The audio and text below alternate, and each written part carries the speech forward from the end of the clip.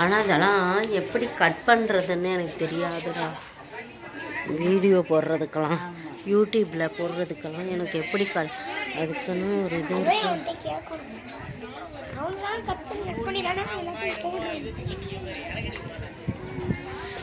உங்களுக்கு என்ன, நாங்கள் யூடியூப் ஆரம்பிக்கும் போது போடுறதுக்கு நாங்கள் அதெல்லாம் பார்த்தெல்லாம் வச்சுருக்கோம், நானும் என் பையனும்.